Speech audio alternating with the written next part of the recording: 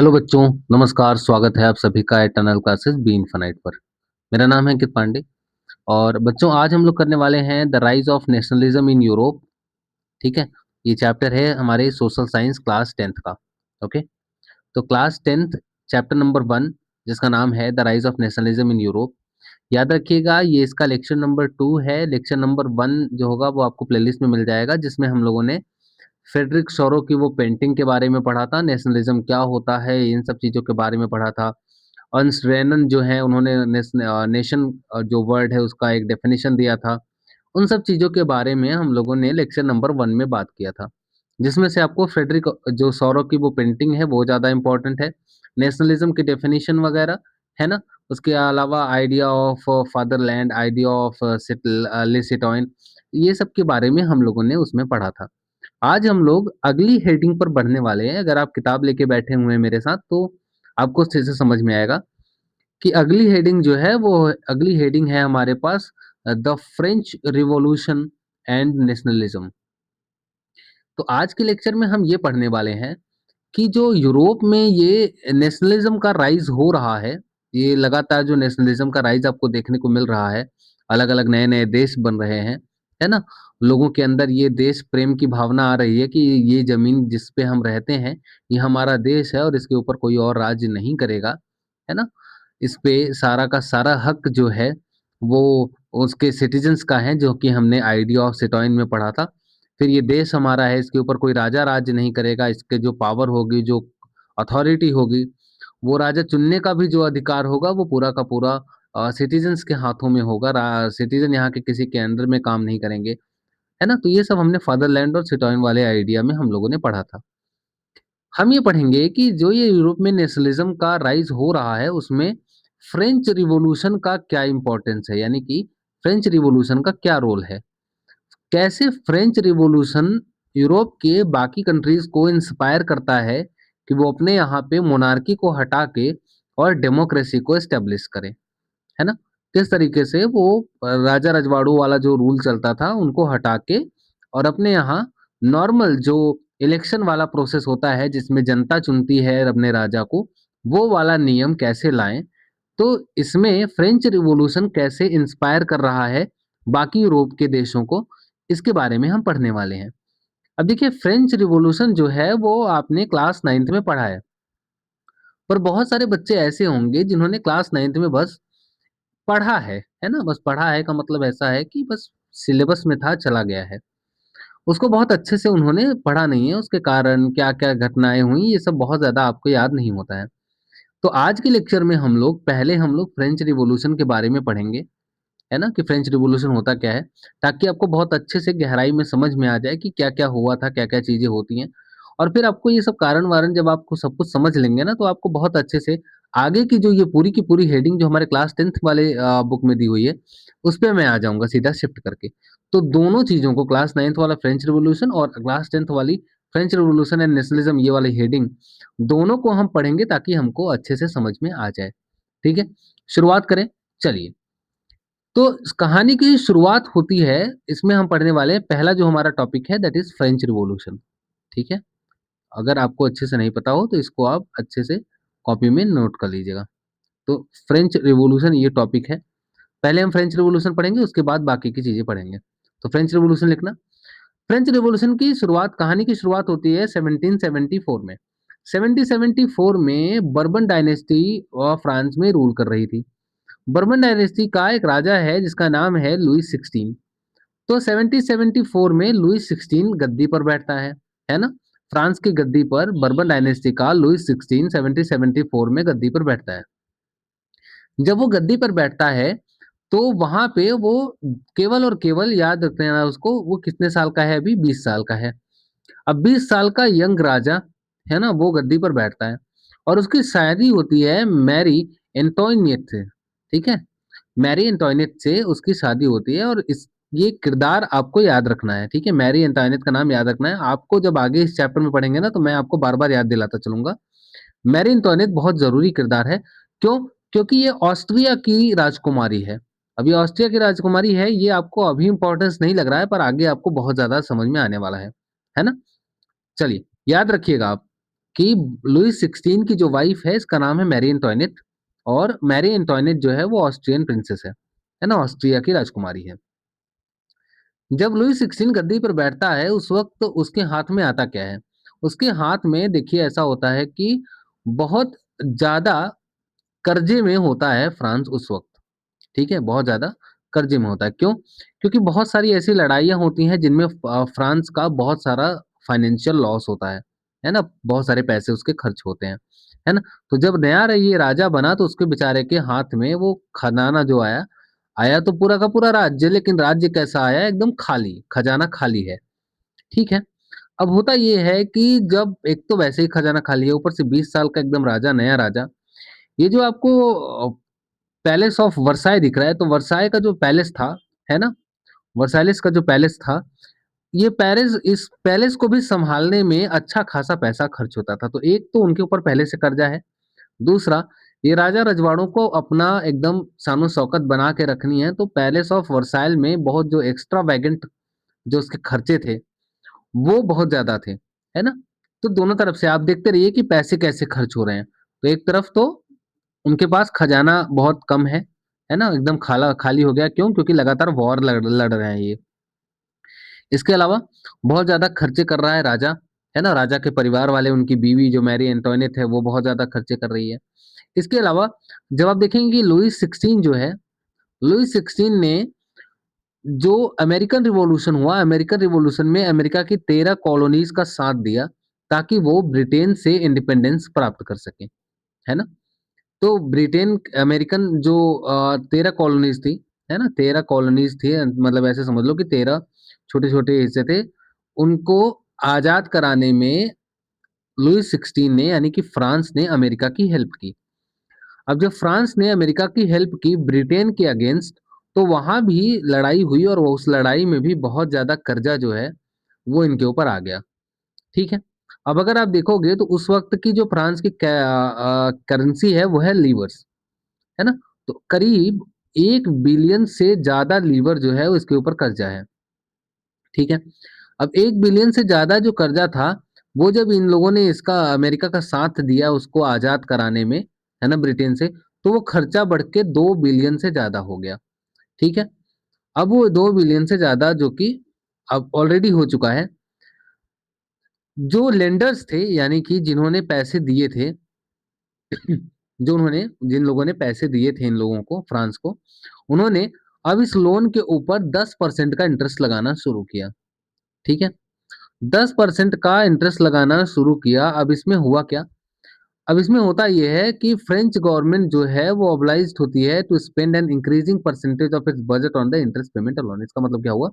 इसका मतलब ये हुआ कि अब जो भी बजट आता था फ्रेंच जो गवर्नमेंट थी, उसका बहुत ज़्यादा हिस्सा वो आने लगा कि भैया हमको उधार चुकता करना है ना? लेकिन आप एक चीज़ यहाँ याद रखेंगे कि ये उधार तो चुकता कर रहे हैं, पर उसमें राजा के जो खानदान है उसके खर्चों में कोई कमी नहीं आ रही है, ठीक है? अब होता क्या है, अब दिक्कत ये हुई कि जब ये खर्चे हमको देखो, एक तो इंटरेस्ट भरना है ना? खर्चा कम करना है, तो मतलब इसका ये है कि आपको लगातार इंटरेस्ट भरने के लिए बहुत ज़्यादा पैसा की ज़रूरत पड़ेगी। अब पैसे की ज़रूरत केवल इसमें थोड़ी है कि आपको केवल खर्चा-खर्चा करना है। रेगुलर एक्सपेंसेस भी तो होंगे, कुछ रेगुलर खर्चे भी तो होंगे जो दिन पर दिन काम आते हैं। जैसे जैसे अगर फ्रांस है तो फ्रांस की आर्मी अगर लड़ रही है तो उसको भी तो मेंटेन करना है। ये जो इनका पैलेस ऑफ वर्साई है, वहाँ राजा है, रानी है, रानी के बच्चे हैं, पूरा परिवार है। ये जो चीजें हैं इनको भी मेंटेन करना है ना? गवर्नमेंट ऑफिसेस उनको रन करना है, और यूनिवर्सिटीज में पढ़ाना वढ़ाना है, तो वहाँ भी पैसे चाहिए, ठीक है? अब जब इतने सारे पैसे हमको चाहिए, तो हमको क्या करना पड़ेगा? तो इनको एक आइडिया दिखा कि इनको लगा कि हम टैक्स बढ़ा देते हैं, ठीक है?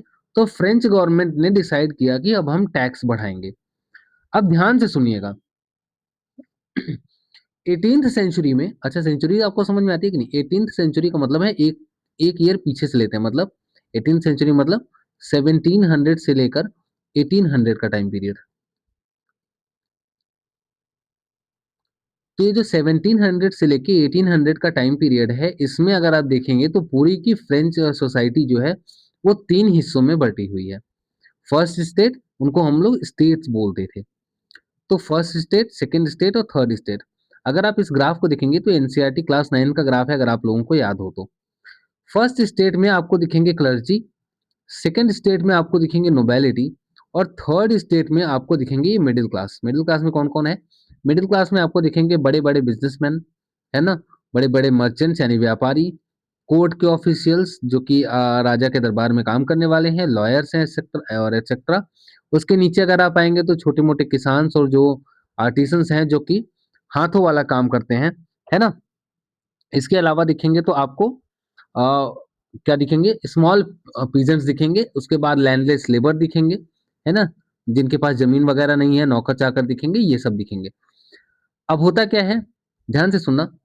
60% ऑफ द लैंड, जो कि मतलब टोटल अगर 100% जमीन है फ्रांस की, तो उसका 60% जो लैंड है वो पूरा का पूरा नोबल्स के द्वारा कब्जा किया जाता है, चर्च के द्वारा कब्जा किया जाता है, और जो थर्ड स्टेट में बड़े बड़े बिजनेसमैन वगैरह हैं उनके द्वारा कब्जा किया जाता है। ठीक है। अब सुनो कि पूरा का पूरा कब्जा 60% और बाकी 40% में ये पूरी की पूरी जनता है। अब सोचो ये बहुत बड़ा है ना, ध्यान से सुनना। अमीर तुम्हारे यहाँ कितने हैं? बहुत कम है। अगर आप भारत से भी अगर आप इस वक्त भारत में भी कंपेयर करेंगे तो गरीब लोग या मिडिल क्लास लोग बहुत ज्यादा हैं, और अमीर जो हैं, जिनको हम अव्वल दर्जे का अमीर अमीर कहते हैं, वो गिने चुने हैं। ठीक है। अब सोचो कि 100 लोग हैं, ठीक है, और 100 एकड़ जमीन है। 100 में से ये जो 5 लोग हैं ये अमीर हैं, और 5 लोगों ने इस 100 में से 60 एकड़ जमीन पर कब्जा कर रखा है। तो बची कितनी जमीन? 40। और ये 40 एकड़ जमीन पर यहाँ के 95 लोग रह रहे हैं, है ना। समझ रहे हो? और वो भी पूरे तरीके से नहीं। अब सुनना, अभी अभी अभी ये स्थिति और बुरी होगी, पता है क्या? ये 40 पर जो एकड़ जमीन है, इस पे जो 95 लोग सरवाइव कर रहे हैं, एक तो जमीन कम, है ना, ऊपर से सरवाइव कर रहे हैं। दूसरा, दूसरी दिक्कत क्या है कि ये जो फर्स्ट पहले के 2 स्टेट हैं, मतलब क्लर्जी और नोबेलिटी, क्लर्जी और नोबेलिटी को जन्म से ही कुछ स्पेशल प्रिविलेजेस थे। स्पेशल प्रिविलेजेस मतलब ये है कि उनको बचपन से ही ये अधिकार प्राप्त थे कि उनको टैक्स नहीं देना है। ठीक है। एक तो पूरी की पूरी जमीन पर कंट्रोल, दूसरे जन्म से अमीर हैं, और जो ये टैक्स भी भरना है वो टैक्स भी इनको नहीं देना है। ठीक है। इसके अलावा जो नोबल्स हैं, सेकंड स्टेट वाले नोबल्स के पास कुछ फ्यूडल प्रिविलेजेस भी थे। फ्यूडल प्रिविलेजेस मतलब उनके पास बहुत ज्यादा जमीन थी, उन जमीन पर वो आम लोगों से, छोटे लोगों से खेती करवाते थे, तो उनका भी उनको टैक्स मिलता था, है ना, जिनको हम फ्यूडल ड्यूज कहते हैं। फ्यूडल ड्यूज का मतलब तुम मेरी खेत पे काम करो और उसके बदले में तुम मुझे टैक्स दोगे। ठीक। बदले में तुम अपने खाने भर के लिए अनाज ले सकते हो। ठीक। तो वो पीजेंट से वो टैक्स निकाले जाते थे फ्यूडल ड्यूज के। अब सोचो, अब स्थिति सोचो कि 95 लोग इस 40 एकड़ जमीन पर खाली रह रहे हैं, और इस 40 एकड़ जमीन पे भी वो रहने के लिए उनको टैक्स पूरा का पूरा भरना पड़ रहा है। यानी कि जो अभी ये टैक्स बढ़ाने की बात कर रहे थे ताकि वो पूरे खर्चे चल सकें, वो इंटरेस्ट का पेमेंट हो सके, ताकि जो ब्याज वगैरह लग रहा है लोन पे, है ना, वो सारा का सारा खर्चा का दबाव किसके ऊपर आ जाएगा? ये पूरा खर्चा आ जाएगा इस थर्ड स्टेट के ऊपर। जाहिर सी बात है कि जब तुम लोग ऊपर से फायदा लेने लगोगे, है ना, और नीचे सारा का सारा दबाव इनके ऊपर आने लगेगा, तो भाई नीचे वालों को तो गुस्सा आएगा ही। ठीक है। अब ध्यान से सुनो। पीजेंट्स जो हैं, जो नॉर्मल छोटे मोटे किसान हैं, उनको ये माना जाता था कि उनको जो है वो सर्विस देनी है किसके घर? लॉर्ड्स के घर, है ना, उनके हाउस में काम करना है, उनके घर मतलब खेत में काम करना है ना। इसके अलावा उनको आर्मी में हिस्सा लेना है ना। और इसके अलावा बिल्डिंग वगैरह, रोड्स वगैरह जो बन रहे हैं, है ना, जो भी रोड्स वगैरह बन रहे हैं उनमें भी पार्टिसिपेट करना है। तो ये आम जो जनता है उनसे ये माना जाता था कि तुमको ये करना है। ठीक। जो चर्च है, चर्च को भी एक टैक्स जाता था। ठीक है। अब सोचो, नेशन जो तुम्हारा टैक्स ले रहा है वो अलग, मतलब स्टेट टैक्स ले रहा है वो अलग, चर्च को भी आम जनता को ही टैक्स देना पड़ता था। उस टैक्स का नाम था तीथिस। तीथिस नाम का टैक्स होता था जो आपको वो चर्च देते थे, है ना। अच्छा, तीथिस कितना होता था कि मान लो तुम्हारा जो तिथि होता था कि अगर आपको 100 किलो हुआ है, तो 100 किलो में से 10 किलो आपको पहले तो चर्च को दे देने हैं। ठीक है। 100 किलो में से 10 किलो आपको चर्च को दे देने हैं। 10 किलो चर्च को देने के बाद उसके बाद भी होता था कि थर्ड स्टेट को सारे के सारे टैक्स देने पड़ते थे गवर्नमेंट को। मतलब 10 किलो इनके पास चला गया, उसके बाद जो 90 किलो बचा है, अब 90 किलो में से टैक्स देना है आपको गवर्नमेंट को। ठीक है? इसमें क्या होगा? इसमें अब जो 90% बचा उसमें गवर्नमेंट को टैक्स देने के लिए एक टाइले नाम का टैक्स लगता था, है ना? टाइल नाम का टैक्स लगता था। अब ये टाइल नाम का टैक्स भी अगर देखोगे तो ये सीधा-सीधा दिया जाता था स्टेट को, गवर्नमेंट को। तो अभी 90 किलो बचा बेचारे के पास, उसमें भी से भी टाइले जाता है। टाइल के बाद भी अगर आप देखोगे तो कई तरह के इनडायरेक्ट टैक्स भी लगते थे। इनडायरेक्ट टैक्स का मतलब समझते हो? जो डायरेक्ट सरकार ना लेती हो। जैसे आप अभी जीएसटी पे करते हो ना, तो वो इनडायरेक्ट टैक्स है ना? आप छोटी-मोटी जो भी चीज़ें खरीदते हो, नमकीन, बिस्किट, टॉफ़ी, चावल, आटा सब कुछ, उन सब के पैकेट के ऊपर आपका जीएसटी इंक्लूड होता है। तो जीएसटी टैक्स भी लग रहा है। तो एक तो डायरेक्ट टैक्स जो आपको सीधे-सीधे सरकार को देना है, ऊपर से जो आप एवरीडे कंजम्पशन कर रहे हो, जो आप छोटी-मोटी चीज़ें खरीद रहे हो, जैसे नमक हो गया, जैसे तंबाकू हो गया, इन सब चीज़ों के ऊपर भी कई तरह के इनडायरेक्ट टैक्स लगते थे, है ना? अब ध्यान से सुनना, अब इससे हुआ क्या कि पहली बात उनके पास ज़मीन कम, सारी की सारी मेहनत वो कम कर रहे हैं। टैक्स जो चर्च को देना है वो भी यही थर्ड स्टेट वाले भी देंगे। इंटरेस्ट जो पेमेंट करना है, जो पूरा का पूरा पूरे राज्य को सँभालना है और उसके अलावा जो लोन की भरपाई करनी है, उसके लिए जो तुमने टैक्स बढ़ाया, उसका भी सारा का सारा ये जो जितनी भी फाइनेंशियल एक्टिविटीज़ हैं, जितनी भी फाइनेंशियल एक्टिविटीज़ हैं और इसका जो बर्डन है, बर्डन का मतलब दबाव जो है, वो पूरा का पूरा किसके ऊपर आ गया? वो पूरा का पूरा थर्ड स्टेट के ऊपर आ गया, ठीक है? अब इससे थर्ड स्टेट के लोग हो गए गुस्सा। अभी सुनो, कहानी और भी आगे बढ़ेगी। तो पहला तो तुमने सोचा कि टैक्स बढ़ने की वजह से दिक्कत आई। दूसरा हुआ ये कि 1715 में अगर आप देखोगे तो फ्रांस की जो पॉपुलेशन है वो करीब 23 मिलियन है ना? लेकिन 1789 जो कि रिवॉल्यूशन का ईयर है ना? फ्रेंच रिवॉल्यूशन 1789 ही तो पढ़ते हो। तो 1789 तक आते-आते ये पॉपुलेशन बढ़ के 23 से 28 मिलियन हो गई, है ना? अब इतनी बड़ी पॉपुलेशन भी बढ़ रही है। अच्छा, जब पॉपुलेशन बढ़ती है तो भैया खाने की डिमांड भी बढ़ती है। तो रैपिड इंक्रीज़ जो हुआ पॉपुलेशन के अंदर, इसकी वजह से फूड ग्रेन्स की डिमांड भी बढ़ी, खाने की डिमांड भी बढ़ गई भैया। अब दिक्कत ये हुआ कि जो प्रोडक्शन हो रहा है, क्योंकि सारा कब्जा किसका है? सारा कब्जा ऊपर के 2 स्टेट का है, ऊपर से टैक्स देना है। अब जो प्रोडक्शन हो रहा है, क्योंकि पॉपुलेशन बढ़ रही है तो खाने की ज़रूरत ज़्यादा है, लेकिन भैया हो ये रहा है कि पॉपुलेशन बढ़ने के साथ-साथ जो हमारे पास अनाज हो रहा है वो तो पूरा ज़्यादा से ज़्यादा तो टैक्स में चला जा रहा है। अब डिमांड खाने की तो बढ़ रही है, लेकिन प्रोडक्शन के साथ डिमांड उतनी ज़्यादा मैच नहीं कर पाई, है ना? इसका मतलब क्या हुआ? इसका मतलब ये हुआ कि जब आपकी सोचो डिमांड ज़्यादा हो और प्रोडक्शन कम हो, ध्यान से सुनना। जब आपका मार्केट में कोई चीज़ कम रहता है और उसकी डिमांड बहुत ज़्यादा हो जाती है, तो मार्केट वाले क्या सोचते हैं, इसकी वैल्यू बढ़ा दो। जब वैल्यू बढ़ा दोगे तो जिनके पास ज़्यादा पैसे होंगे वही खरीद पाएँगे, तो डिमांड ऑटोमैटिकली कम हो जाएगी। अच्छा, डिमांड हो गई खाने की ज़्यादा। अब खाने की जैसे ही डिमांड ज़्यादा हुई तो खाने वालों ने, जो ब्रेड वगैरह बेचने वालों ने क्या किया कि ब्रेड वगैरह का प्राइस जो है वो बढ़ा दिया। जो नॉर्मल खाने थे, है ना? जो नॉर्मल खाना था लोगों का, आम जनता का खाना था, उस खाने का प्राइस बढ़ा दिया। जब आम जनता के खाने का प्राइस बढ़ा दिया तो आम जनता बेचारी खाना अब कैसे पाएँगे भाई? अब उनके पास देखो, एक तो पहली बात तो उनको टैक्स देना है। टैक्स चर्च को अलग देना है, गज उनको अलग देना है, ऊपर से ब्रेड वगैरह के ऊपर जो टैक्स लोगे वो अलग देना है। अब जो ब्रेड वगैरह के ऊपर टैक्स लोगे, अब क्योंकि उसका दाम बढ़ गया तो टैक्स भी बढ़ेगा, तो वो और ज़्यादा लगने लगा। तो हुआ ये कि इस वजह से भी अगर आप देखोगे, तो ये तीसरा स्टेट बेचारा नाराज़ हो गया, भैया भूखे मरने लगे ना, समझ में आया? Most workers were employed as laborers in workshop whose owner fixed their wages, but wages did not keep the pace with the rise in prices. इसका क्या मतलब है? इसका मतलब ये है कि बहुत सारी जनता ऐसी थी, बहुत सारे ऐसे लोग थे जिनको जो लेबर की तरह वर्कशॉप वगैरह में काम करते थे, है ना? अब उनकी एक फिक्स्ड सैलरी थी कि भैया तुमको ₹50 मिलेंगे। लेकिन जब ब्रेड वगैरह का दाम बढ़ा, ₹50 मिलेंगे, 50 लीवर ना, ₹50 मान लो अपने हिसाब से। तो ₹50 मिलेंगे अगर तुमको। लेकिन जब डिमांड बढ़ी तो हमको चाहिए कि भैया देखो प्राइस बढ़ रहा है, ब्रेड वगैरह का प्राइस बढ़ा है। अब ब्रेड वगैरह का अगर प्राइस बढ़ा है तो हम आपसे रिक्वेस्ट करते हैं कि हमारी सैलरी भी बढ़ा दो। लेकिन ओनर्स ने क्या किया? ओनर्स ने कहा कि हम क्यों सैलरी बढ़ाएं भाई, हमारा क्या दिक्कत है? प्राइस बढ़ा है, अपना जाओ देखो कैसे करना है, दूसरे काम करो, ज्यादा काम करो, है ना? तो उन्होंने कहा कि हम प्राइस नहीं बढ़ाएंगे, हम सैलरी नहीं बढ़ाएंगे। तो सैलरी उतनी ही रह गई, जो लेबर काम करते थे सैलरी इतनी ही रह गई।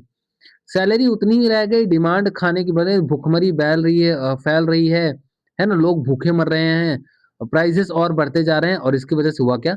इसकी वजह से हुआ कि जो अमीर और गरीब के बीच की खाई थी वो बढ़ती गई, जो डिफरेंस था, जो गैप था अमीर और गरीबी में, वो बढ़ता गया। ठीक है, देखो ये एक पहला कारण कि टैक्स। दूसरा कारण फूड ग्रेन्स की जो डिमांड है वो बढ़ी और उसकी वजह से प्राइसेस भी बढ़े, है ना? प्राइसेस बढ़े उसके। और तीसरा तीसरा जो कारण है, तीसरा कारण है ड्रॉट, यानी कि सूखा पड़ा, है ना?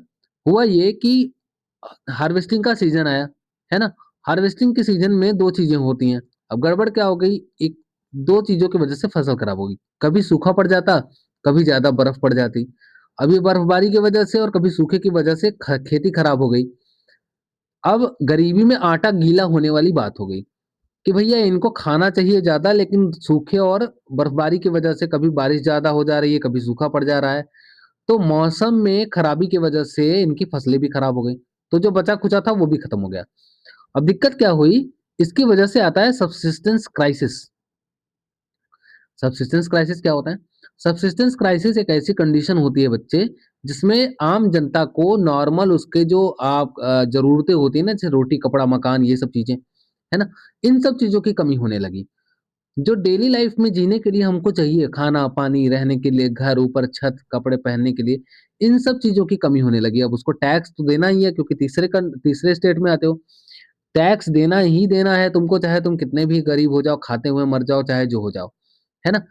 तो ये सब्सिस्टेंस क्राइसिस जो है वो फ्रांस की ओल्ड फ्रांस जो फ्रांस था उसकी ओल्ड रिजीम मतलब जो पुरानी सरकार थी राजा रजवाड़ों वाली, उसमें ये नॉर्मल सी बात थी कि ये आते ही रहता था। क्योंकि देखो, राजे रजवाड़ों वाला जब तक नियम चलेगा, ये फर्स्ट स्टेट सेकंड स्टेट अपना फायदा उठाते रहेंगे, इनको टैक्स देना नहीं है। तो सारा का सारा जिम्मेदारी ऑटोमेटिकली, चाहे कुछ भी हो, है ना? चाहे वॉर लड़के आए, चाहे अपने से मर जाए, खाते पीते मर जाए, खा खा के ऊपर के फर्स्ट सेकंड मर जाए, राजा खा के मर जाए, लेकिन उसका भी भरपाई किसको करना है? वो थर्ड स्टेट को ही करना है ना? तो मतलब थर्ड स्टेट में पैदा होने का मतलब है कि तुमने पाप कर दिया है भैया, अब तुमको टैक्स देना पड़ेगा। क्यों? क्योंकि तुमने थर्ड स्टेट में पैदा हो गए हो, कोई कारण नहीं है। ठीक है, बस पैदा हो गए हो गलत जगह पे। ठीक। तो ये सब्सिस्टेंस क्राइसिस हुआ, लोग अन्न खाने पीने के लिए भी मरने लगे। समझ आया? चलिए, 18th सेंचुरी के अंदर एक नया दल इस वजह से उग के आया सामने, उसको बोलते हैं मिडिल क्लास। ठीक है, मिडिल क्लास ने बहुत सारा पैसा इकट्ठा किया अपनी मेहनत के दम पर। कहाँ से? तो उन्होंने ट्रेड की वजह से, है ना? उन्होंने वुलन और जो सिल्क के टेक्सटाइल्स बनाए उनका ट्रेड किया, है ना? इन सब चीजों की वजह से बेच बेच के सब अपना बढ़िया बिजनेस क्लास जो है उसको हम बोलते हैं, उसको उन्होंने बनाया। एक मिडिल क्लास जो है, थर्ड स्टेट के जो कुछ लोग हैं वो अमीर हो गए।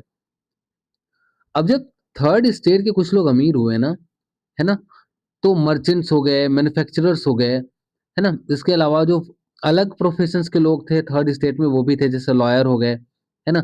एडमिनिस्ट्रेटिव के कुछ ऑफिशियल्स हो गए, वो भी थर्ड स्टेट में मिडिल क्लास के अंदर ही आने लगे। अब दिक्कत क्या है कि ये सारे के सारे लोग जो हैं वो पढ़े लिखे हैं, है ना?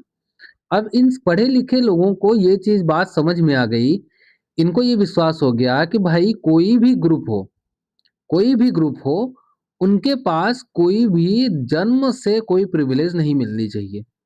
ठीक है, यानी कि अगर तुम राजा के घर में पैदा हुए हो तो इसका मतलब ये नहीं है कि तुम अब बहुत बड़े आदमी हो गए हो।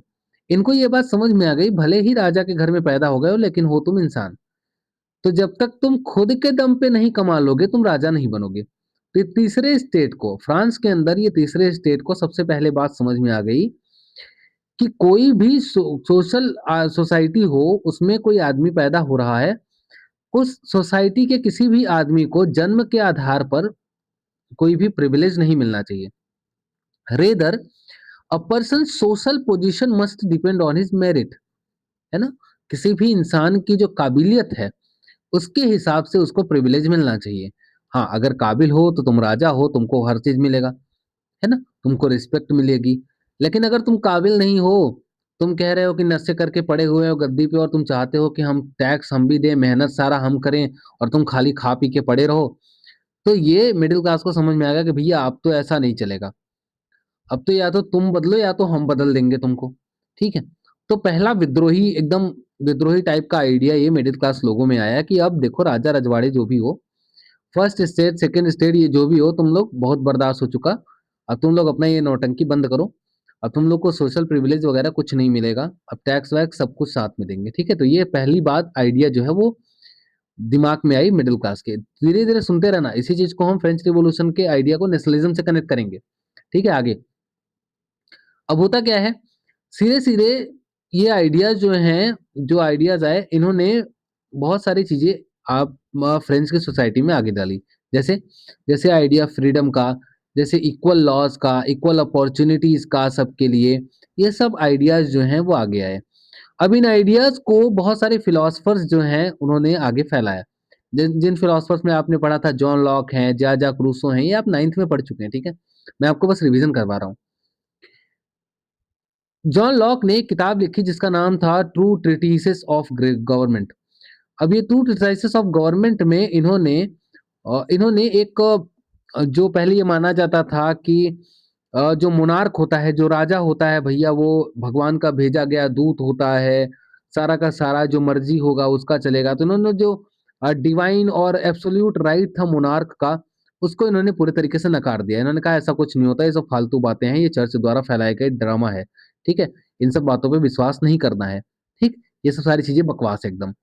इसी तरीके से रूसो ने देखोगे तो रूसो ने कहा कि एक ऐसी गवर्नमेंट के बारे में बहुत बात की, जिनमें उन्होंने कहा कि भैया जो जनता है और जो रिप्रेजेंटेटिव है यानी कि जो नेता है, जनता और नेता के बीच में एक सोशल कॉन्ट्रैक्ट होना चाहिए, ठीक है? सोशल कॉन्ट्रैक्ट होना चाहिए, सोशल कॉन्ट्रैक्ट का मतलब जनता जिसको चाहेगी वही उसका नेता बनेगा, है ना? कोई खुद के मर्ज़ी से उठ के आके यहाँ पे ये नहीं कह देगा कि मैं राजा आज से आपका, है ना? तो ये चिक दिक्कतें होने लगी हैं। अब लोगों को समझ में आने लगा है। तो बेसिकली अगर यहाँ पे देखोगे तो रूसो ने यहाँ पे बात कर दी है एक ऐसी फॉर्म की जिसको आज हम पढ़ते हैं डेमोक्रेसी के नाम से, ठीक है? जहाँ पे हम देखते हैं कि जनता जो है वो चुनती है। आज भी हम लोग देखते हो तो इंडिया में इसी तरह से इलेक्शन वगैरह होता है। तो बेसिकली इन्होंने एक ऐसे गवर्नमेंट की बात की, ऐसे फॉर्म ऑफ गवर्नमेंट की बात की जिसमें एक सोशल कॉन्ट्रैक्ट होता है जनता और रिप्रेजेंटेटिव के बीच में, जहाँ जनता उस हिसाब से अपने रिप्रेजेंटेटिव, अपने नेता को चुनती है जो उनकी मजबूरियों, उनकी तकलीफों को समझ सकता है और जो उनकी तकलीफों को समझता है उसी को जनता राजा बनाएगी, ठीक है? तो रूसो ने ये सब बातें बात की।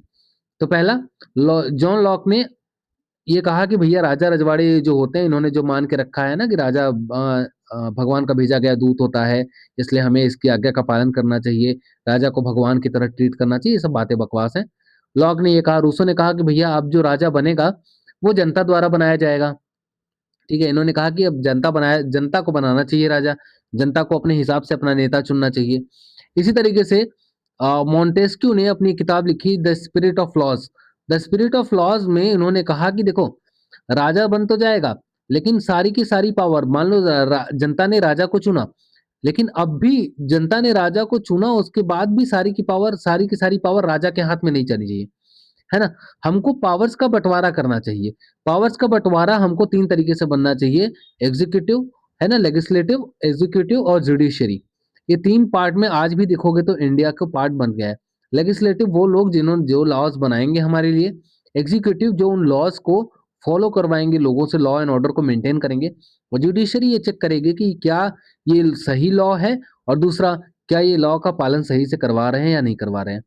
तो सब तीनों अब देखो तीनों का ये है कि तीनों का किसी के ऊपर कंट्रोल नहीं है। तीनों एक-दूसरे से अलग-अलग हैं लेकिन फिर भी तीनों एक-दूसरे के साथ हैं। है ना? मतलब एक किसी कोई भी एक जैसे मैंने इसको 3 पार्ट में डिवाइड किया तो कोई भी पहला, दूसरा या तीसरा कोई किसी के ऊपर कंट्रोल नहीं दिखा सकता। तीनों एक-दूसरे से अलग हैं, तीनों अपना-अपना काम करेंगे, लेकिन ऐसा भी नहीं है कि कोई अपने मनमाने, अब मैंने कह दिया कि तुम्हारे ऊपर किसी का कंट्रोल नहीं है तो तुम अपने से करने लगो, नहीं। जुडिशरी जो है वो चेक कर सकती है तुम्हारी पावर्स को, ठीक है। तो ऐसे ही लेजिस्लेटिव और एग्जीक्यूटिव मिलके जुडिशरी को दबा सकते हैं। जुडिशरी इन दोनों को देख रेख कर रही है, लेजिस्लेटिव और जुडिशरी मिलके एग्जीक्यूटिव को, एग्जीक्यूटिव जुडिशरी मिलके लेजिस्लेटिव को। तो ऐसे करके एक दूसरे के ऊपर कंट्रोल बनाना जरूरी है। तो ये तीन लोगों ने, जॉन लॉक ने पहले कहा कि राजा कोई भगवान नहीं है, राजा को ऐसा एब्सोल्यूट कोई अधिकार नहीं है, राजा आदमी है। फिर रूसो ने कह दिया कि भैया जनता को राजा अपना खुद चुनने का अधिकार है ना, जो उनकी जरूरतों को समझे, जो उनके कमियों को जाने, जो उनके तकलीफों को समझे, उसको राजा बनाना होगा। फिर रूसो, मोंटेस्क्यू है, मोंटेस्क्यू ने कहा कि राजा बन भी गया तो राजा बन गया, तो उसके बाद भी हमको चाहिए कि सारी की सारी पावर राजा के हाथ में ना जाए, एक आदमी के हाथ में सारी पावर नहीं रहनी चाहिए, उसको पावर को बांट देना चाहिए, ठीक है। तो आपको ये आइडियाज याद रखने हैं, है ना। अब भी हमको याद रखना है कि ये आइडियाज आते कहाँ से हैं, ठीक है। तो अभी ये नॉर्मल जो अभी तुम देख रहे हो ना, अभी जितनी भी तरह की गवर्नमेंट जो बताए इन्होंने, मॉडल जो भी बताया, ये हमने देखा कहाँ सबसे पहले, यूएसए में। जब ब्रिटेन से यूएसए को आजादी मिली तो उन्होंने अपने यहाँ इसी तरह के मॉडल की शुरुआत की, जहाँ पे उन्होंने जनता से चुन के राजा बनवाया, एक प्रेसिडेंट वगैरह चुना, उन्होंने खुद का कॉन्स्टिट्यूशन बनाया जिसके हिसाब से पूरा देश चलेगा भैया। उसके बाद उन्होंने पावर किसी एक आदमी के हाथ में नहीं दी, उसको पूरा का पावर, पूरा पावर उन्होंने अलग अलग हिस्से में बांट के रखा, ठीक है। अमेरिकन कॉन्स्टिट्यूशन जो बना उसने गारंटी दिया कि सब आदमियों के पास इंडिविजुअल राइट्स होंगे, कुछ ना कुछ, हर किसी के ना कुछ अधिकार होंगे, ठीक है। जो आइडियाज थे इन फिलोसफर्स के, उनको बहुत सारे सलून वगैरह में, कॉफी हाउसेस में, इन सब में, अलग अलग जगहों पर, न्यूज़पेपर वगैरह में, किताबों वगैरह में डिस्कस किया जाने लगा कि हाँ यार, सुनने में तो आइडियाज ये बहुत बढ़िया लग रहे हैं, ये जॉन लॉक, रूसो, मॉन्टेस्क्यू ने जो आइडियाज दिए हैं ये बड़े फायदेमंद लग रहे हैं, हम लोग के लिए लग रहा है कि बड़ा अच्छा है ये, ठीक है। फिर आगे बढ़ते हुए, these were frequently read aloud in groups for the benefits of those who couldn't read and write।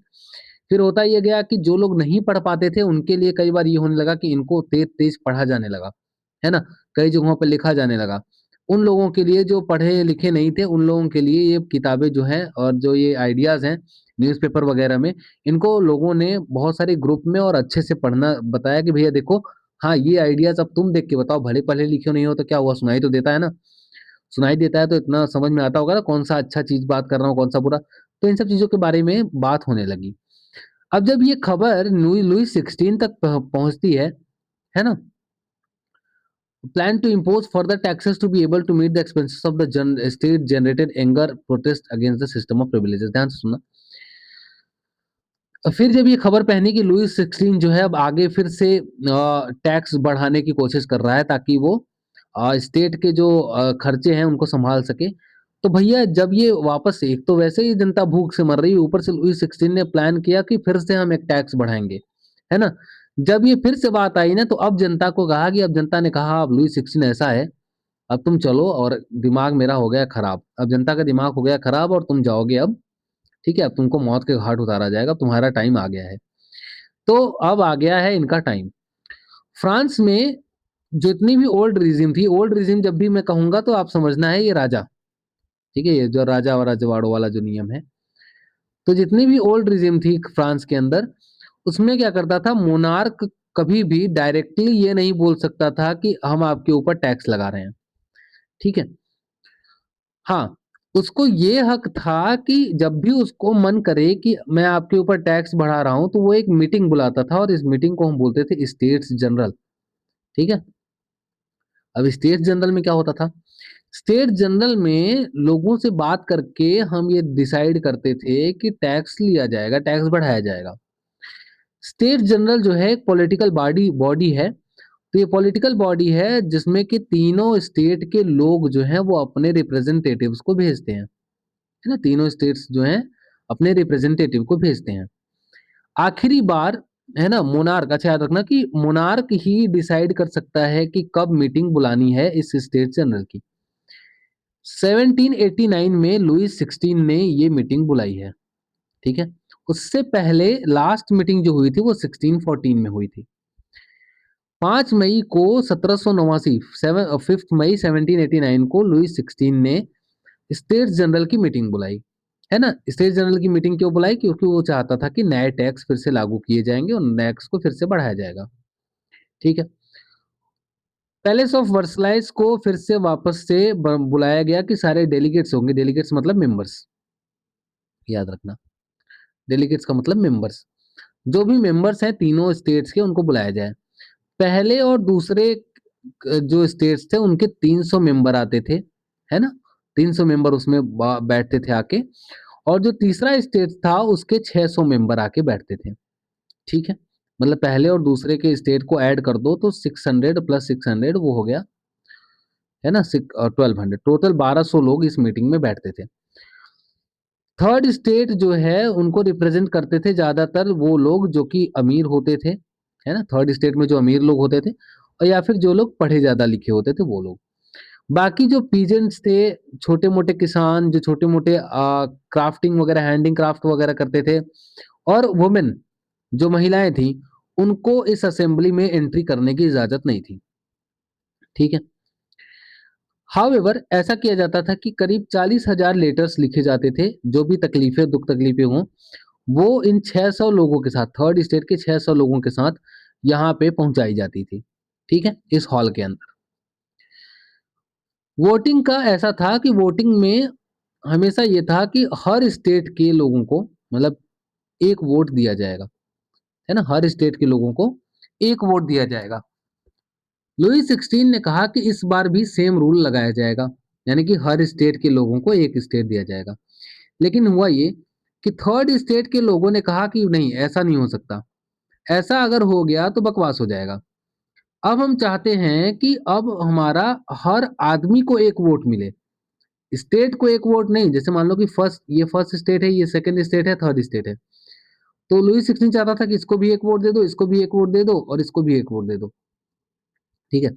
अब दिक्कत क्या हुआ कि ये दोनों तो साथ में ही रहते हैं, तो ये दोनों मिलके बोल देंगे कि हाँ भैया टैक्स बढ़ा दो, तो इनके दो हो गए, इनके एक ही रह गए, तो ये जीत गए, और जो जीतता है वही सिकंदर। तो इनके हिसाब से वोटिंग कर दी जाती थी। नहीं, इस बार थर्ड स्टेट के लोगों ने कहा कि नहीं, इस बार ऐसा नहीं होगा। इस बार होगा ये कि हर आदमी को एक वोट मिलेगा। ठीक है? एक वोट हर आदमी देगा। अच्छा, आप पूछेंगे कि भैया मान लो कि ये फर्स्ट है, ये सेकंड है, और ये थर्ड है। अगर 300 इसके लोग हैं, फिर 300 इसके लोग हैं, फिर 600 इसके लोग हैं। अगर 300 प्लस 300 इन लोगों ने दे दिया पूरा का पूरा, तो फिर भी तो ये 600 ही हुआ, तो फिर भी तो बराबरी हुई। और मान लो राजा ने वोट कर दिया तो राजा इनके साइड ही हो जाएगा। तो मतलब 600 एक और 600, फिर भी तो ये लोग हार ही जाएंगे, तो फायदा क्या हुआ इस एक वोट का? समझ में आ रहा है? दिमाग में आ रहा है ऐसा कि भैया 300 इसने दे दिए, 300 इसने दे दिए, 600 हो गया। अकेले इन लोगों ने भी 600 दे दिए सारे के सारे, है ना? तो अब उसके बाद मान लो कि अब जब बारी आई कि भैया क्लैश हो गया, कि बराबरी हो गई, तो राजा ने कहा कि हाँ, अब मैं वोट करूंगा। और राजा तो पता है हमेशा आराम की तरफ भागेगा, तो राजा इधर ही वोट जाएगा। तो ये तो हार जाएंगे फिर भी। फिर इन्होंने ऐसा क्यों कहा? तो अभी आपने पढ़ा कि बहुत सारे लोग फर्स्ट स्टेट के, सेकंड स्टेट के ऐसे भी थे, बड़े बड़े फिलोसफर्स वगैरह, है ना? जो इन दो स्टेट में रहने के बावजूद ये चाहते थे कि थर्ड स्टेट को उसका रिप्रेजेंटेशन मिलना चाहिए। तो अगर आप देखोगे तो इन 300 में से मान लो अगर 295 लोगों ने दिया और 5 लोग मुकर गए, इस दो 300 लोगों में भी अगर 295 लोगों ने दिया, ये भी मुकर गए, इनमें से 5 लोग भी कम से कम इनके यहाँ खाते में गए, तो भी तो ये ज्यादा हो गए, है ना? ये ऑलरेडी 610 हो गए, देखो ना इसको। तो ये अब जीत गए ना।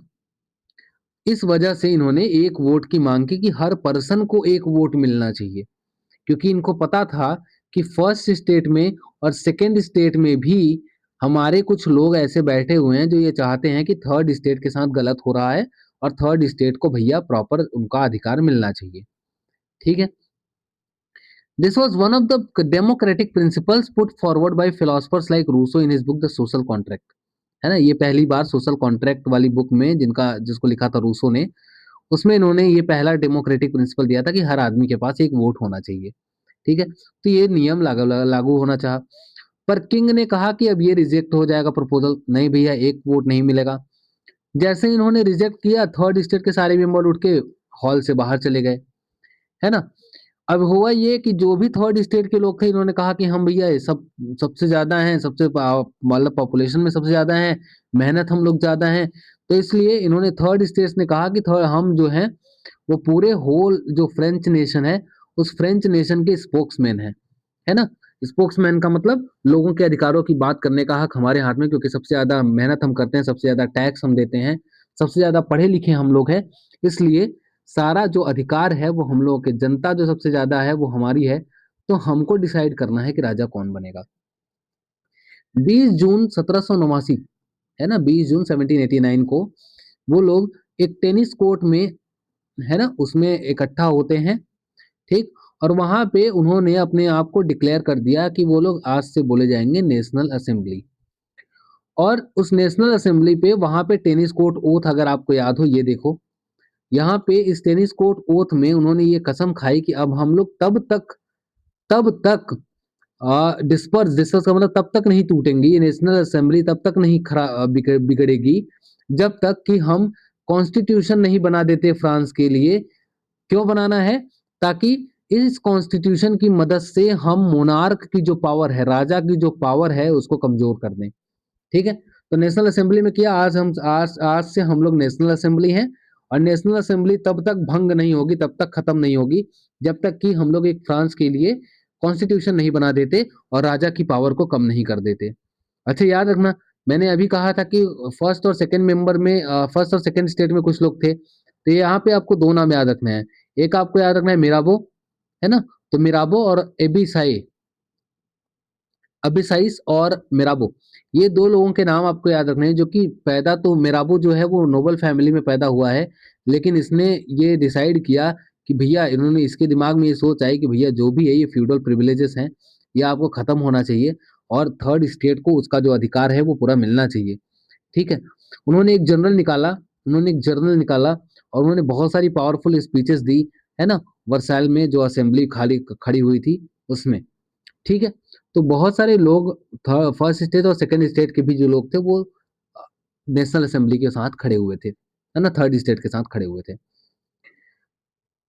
अब होता ये है कि जब थर्ड स्टेट जो है वो बिजी थी कॉन्स्टिट्यूशन बनाने में, पूरा का पूरा फ्रांस में एकदम तहलका मचा हुआ था, एकदम टर्मोइल था। टर्मोइल का मतलब ऐसा कि एकदम तहलका मचा हुआ था। लोग, देखो महंगाई थी, लोग खाने के लिए मर रहे हैं, ऊपर से जब वो लोगों ने जाके मांगने की कोशिश की तो वो जाके बढ़ने लगे। आपको याद होगा एक घटना जिसमें आपको वो जाके खड़े होते हैं वर्साइल के बाहर, तो मैरी एंटोनियट उनसे बोलते हैं कि भैया केक नहीं है, तो मतलब ब्रेड नहीं है तो केक खा लो, है ना? तो ये बहुत प्रसिद्ध घटना है जिसमें उसको पता ही नहीं है कि गरीबी होती क्या है ना? उसने लोगों से कह दिया कि ब्रेड नहीं है तो केक खा लो। उसको लगता है, उसको अब भी लगता है कि केक सस्ता आता है, ब्रेड महँगा आता है। ठीक है? तो ये जो है ना, जो अमीर लोग हैं इनको पता नहीं है कि गरीबी क्या होती है, तो इसको बहुत, इसी वजह से बहुत ज़्यादा थर्ड स्टेट को दिक्कत हो रही थी। क्योंकि वो आराम से बैठ के महल में खा रहे हैं, उनको लग रहा है कि बाहर भी जनता ऐसी है। बाद में इनको पता लगा कि भैया दिक्कत है। एक बहुत कड़ाके की ठंडी पड़ी जिसकी वजह से पूरी की पूरी खेती खराब हो गई, है ना? खेती खराब हुई तो प्राइस बढ़ गए ब्रेड के, है ना? और इसके वजह से क्या हुआ कि जब प्राइसेस बढ़े प्राइसेस बढ़े तो इन्होंने क्या किया कि सीधा-सीधा बेकर्स ने एक्सप्लॉइट करना शुरू कर दिया। इन्होंने क्या किया? इन्होंने ब्रेड की सप्लाईज़ को उठा-उठा के रखना शुरू कर दिया, इकट्ठा करना शुरू कर दिया कि इकट्ठा करके रखो, बेचेंगे इसको, थोड़ा और महँगा होने दो, है ना? बेकरी की लाइनों में लगने के बाद बहुत सारे लड़कियां, औरतें, जो लड़के थे, ये सब परेशान हो गए। उन्होंने क्या कर दिया, इन्होंने कहा कि अब छोड़ो, बंद करो, बहुत लड़ाई हो गई, अब एकदम ऐसा करना है कि ये जो इकट्ठा करके इनको पैसे की सनक चढ़ी है कमाने की, लूटो। इन्होंने लूटना शुरू कर दिया। उसी दिन होता ये है कि किंग ने ऑर्डर कर दिया कि पेरिस में मूव करो, है ना? राजा के ऑर्डर पे बहुत सारे जो सैनिक हैं वो घुस आए पेरिस के अंदर। 14 जुलाई को 1749 में, 14 जुलाई 1749 याद रखना, गुस्से जो गुस्सैल एकदम क्राउड एकदम गुस्से से भरी हुई थी, उन्होंने क्या किया, एक इनका इलाका था बेस्टाइल, है ना? बेस्टाइल का किला था। अच्छा, एक तरीके से याद रखना, ये बेस्टाइल का किला एक जेल था और ऑलरेडी ये जेल जो है ना, ये टूटने की कगार में था, मतलब इसको खत्म किया जाना था। पर ये अब भी वैसा था, इसमें अभी करीब 7-8 या 7 से 8 ऐसे करके अभी भी कैदी बचे हुए थे। तो ऑलरेडी इसको भंग किया जा रहा था, ऑलरेडी टूटने की कगार में था, लेकिन अब भी इसको ऐसे देखा जा रहा था कि ये राजा रजवाड़ों का प्रतीक है। राजा अपने कैदियों को पकड़ता है तो इसी में डालता है ना? तो इसको ध्वस्त करना, इसका मतलब एक तरीके से देखा जा रहा था कि हमने राजा की शक्ति कम कर दी है। तो जो गुस्सैल क्राउड थी, उन्होंने क्या किया, बेस्टेल के किले को, इस किले को इन्होंने डिस्ट्रॉय कर दिया, इसको पूरी तरीके से खत्म कर दिया और जो कैदी थे उन्होंने उनको छुड़ा लिया। समझ आया? लुईस 16 ने जब इनको लगा कि अब खतरा बढ़ रहा है ज्यादा, तो इन्होंने कहा कि अब ऐसा करते हैं, नेशनल असेंबली को हम मान्यता दे देते हैं। ठीक है भैया, एक काम करो, बनाओ, नेशनल असेंबली बनाओ, कॉन्स्टिट्यूशन बनाओ, जो भी पावर हमारी कम करनी है कर दो। 4 अगस्त 1789 को असेंबली ने एक डिक्री पास किए और उसमें उसने कहा कि आज से फ्यूडल सिस्टम अबॉलिश किया जाता है ना? जो भी ऑब्लिगेशंस थे कि छोटे किसानों को बड़े लोगों के घर में काम करना पड़ेगा, ये सब आज से खत्म किया जाता है और जो टैक्स वगैरह लगते हैं इन सबको खत्म किया जाता है ना? जितने भी मेंबर्स थे क्लर्जी के और नोबल्स के, उन लोगों को फर्स्ट स्टेट सेकंड स्टेट के उन लोगों से बोला जाता है कि आपके जो भी सारे प्रिविलेजेस आपको मिलते थे जन्म से, उनको हाथ से हटाया जाता है। जो तेथिस नाम का आपका कर्ज जो आपको टैक्स देना पड़ता था वो भी आज से बंद किया जाएगा, है ना? जो लैंड चर्च ने कब्जा करके रखा था, उस चर्च से वो लैंड पूरा का पूरा छीन लिया गया। हुआ ये कि गवर्नमेंट को, यानी कि नेशनल असेंबली जो आपकी गवर्नमेंट है, उसको टोटल टोटल 2 बिलियन लीवर्स वहां से निकाले इन्होंने, उन दोनों मतलब क्लर्जी से, नोबल से और चर्च से, इन तीनों से मिलके 2 बिलियन लीवर्स की करेंसी इन्होंने इकट्ठा कर दी। नेशनल असेंबली ने 1791 के अंदर कॉन्स्टिट्यूशन का ड्राफ्ट बना लिया, मतलब कॉन्स्टिट्यूशन तैयार हो गया, है ना? मेन ऑब्जेक्टिव क्या था? मेन ऑब्जेक्टिव था कि मोनार्क की, मतलब जो राजा था, उसकी पावर को लिमिट करना है।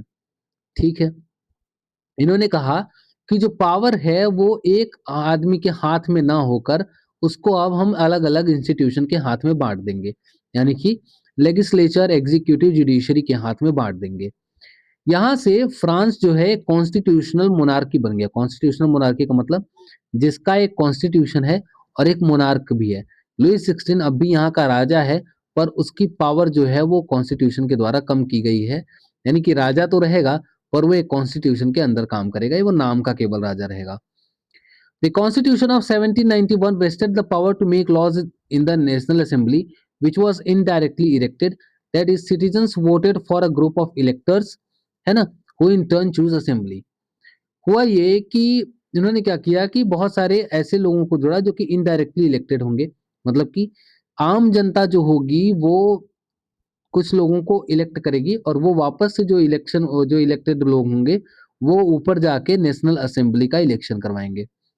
सारे सिटीजन्स को वोट करने का अधिकार नहीं था, है ना? ऐसे आदमी जो 25 साल के ऊपर हो और उसके अलावा उनको कुछ सर्टेन टैक्स जमा करना होता था। वो टैक्स कितना था?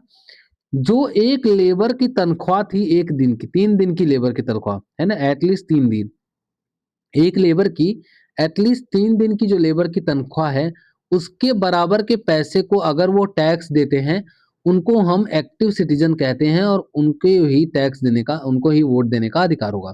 इसका मतलब अगर आपको वोट देना है तो सबसे पहले तो आपको आदमी होना चाहिए, मतलब वो औरतों को अधिकार नहीं था। तो 25 साल के ऊपर आपकी उम्र होनी चाहिए और एक खास अमाउंट आपको टैक्स में देना होगा, तभी आप वोट दे सकते हैं। खास अमाउंट मतलब एक लेबर की जो तनख्वाह होती है 3 दिन की, एटलीस्ट उसके बराबर आपको टैक्स आपको देना पड़ेगा। बाकी इसके अलावा जो भी 25 साल के नीचे के आदमी थे उनको, औरतों को, और वो लोग जो इस अमाउंट के बराबर टैक्स नहीं दे पा रहे थे, वो लोग, इन लोगों को वोट देने का अधिकार नहीं था और उन लोगों को हम पैसिव सिटीजन्स बोलते थे। अगर आपको इलेक्टर बनना है, अगर आपको इलेक्शन करवाना है, अगर आपको वोट देना है या फिर इलेक्टर बनना है या फिर उसके बाद मेंबर ऑफ असेंबली बनना है, तो आपको highest bracket of tax payer की कैटेगरी में आना होगा, यानी कि आपको एक ऊंचा अच्छा खासा टैक्स जो है वो गवर्नमेंट को पे करना होगा, तभी आप इलेक्टर बन सकते हैं या वोट दे सकते हैं। The constitution began with the declaration of rights of man and citizen. ठीक है, कॉन्स्टिट्यूशन की स्टार्ट जो होती है उसमें लिखा जाता है कि आप जो भी यहाँ के रहने वाले लोग हैं उनके कुछ सर्टेन राइट्स हैं, जैसे कुछ खास तरह के अधिकार लोगों को दिए गए थे। Right to life, freedom of speech, freedom of opinion, equality before law, ये सब सारी जो है वो नेचुरल और इनएलिएनेबल राइट्स हैं, मतलब ये सबके राइट्स होंगे। ठीक है, और ये जो है वो हर एक ह्यूमन को बाई बर्थ मिलेगा, मतलब जन्म से मिलेगा, और ये जो अधिकार है ये किसी के द्वारा छीने नहीं जा सकते, मतलब इनको कोई छीन नहीं सकता है। ठीक है, और जो ये हमारी गवर्नमेंट है इसकी ड्यूटी है कि ये सारे के सारे जो भी सिटीजन्स के नेचुरल राइट्स जो मैंने अभी दिए हैं कॉन्स्टिट्यूशन में, ये सारे राइट्स की रक्षा जो है वो आपका कॉन्स्टिट्यूशन करेगा। अब जरा देखो कैसे होता था इलेक्शन। इलेक्शन में अगर आप देखोगे तो हमने बांटा है पूरे को 3 पार्ट में, लेजिस्लेचर, एग्जीक्यूटिव और जुडिशरी। ये 3 पार्ट में हमने पूरा का पूरा फ्रेंच जो सोसाइटी है इसको, मतलब जो फ्रेंच गवर्नमेंट है उसको बांट दिया है। अब होता ये था कि इसमें 2 तरह के सिटीजन्स होते थे, है ना? होता ये था कि एक्टिव सिटीजन्स होते थे और पैसिव सिटीजन्स होते थे। पैसिव सिटीजन्स को वोटिंग राइट्स नहीं थे, है ना? और उनकी संख्या करीब 3 मिलियन आदमी थे। उसमें वुमेन थी, चिल्ड्रन थे और यूथ थे जो कि 25 साल से नीचे थे। ध्यान से सुनना, ठीक है? इनको वोटिंग राइट नहीं है, पैसिव सिटीजन्स को वोटिंग राइट नहीं है, क्योंकि पहली बात तो ये 25 साल से ऊपर नहीं है। दूसरी बात, अगर औरत है तो वैसे भी राइट मिलेगा, और अगर ये 3 दिन एक किसी लेबर के 3 दिन के बराबर की सैलरी अगर पे करते हैं टैक्स में, तभी ये एक्टिव सिटीजन गिने जाएंगे। एक्टिव सिटीजन्स को वोट देने का अधिकार था, करीब 4 मिलियन, है ना, पॉपुलेशन थी। 28 मिलियन पॉपुलेशन में से 4 मिलियन ये थे। ठीक है, फिर ये एक्टिव सिटीजन वोट करके चुनते थे इलेक्टर्स को। करीब 50,000 आदमी इसमें चुने जाते थे, औरतें तो थी नहीं, तो 50,000 आदमी इसमें चुने जाते थे। वापस से ये लोग वोट करते थे, और ये 50,000 लोग मिलकर 745 लोगों को चुनते थे, जो कि अब से लेजिस्लेचर का पार्ट होंगे। अच्छा, लेजिस्लेचर 2 लोगों को कंट्रोल करती थी। ये लेजिस्लेचर पहली बात तो किंग को कंट्रोल करती थी, दूसरा जो भी ये मिनिस्टर्स होंगे उनको कंट्रोल करती थी, है ना? किंग जो है वो वीटो लगा सकता है। किंग जो है, अगर किसी कोई डिसीजन उसको पसंद नहीं आता है, हाँ, ये अधिकार अभी भी किंग को दिया गया था कि आपको अगर कोई चीज पसंद नहीं आती है तो आप वीटो कर सकते हैं, है ना? वीटो का मतलब है कि कानून बनने जा रहा है उसको आप वीटो कर सकते हैं, थोड़ी देर के लिए रोक सकते हैं, है ना? समझ आया? चलिए, जुडिशरी का भी ऐसे ही होता था। जुडिशरी को सीधा एक्टिव सिटीजन जो है वो चुनते थे अपने लिए। समझ आया? जज को चुनते थे और वही जज उनका हेड होता था। समझ में आया? चलिए, कुछ इस तरीके से वहां पे मतलब सोसाइटी चलती थी। ये आपका रिवीजन हो रहा है, 9th में आप लोग पढ़ चुके हैं ये सब। फिर हुआ ये कि ये जो सिचुएशन है फ्रांस के अंदर, ये धीरे धीरे चलती रही, है ना?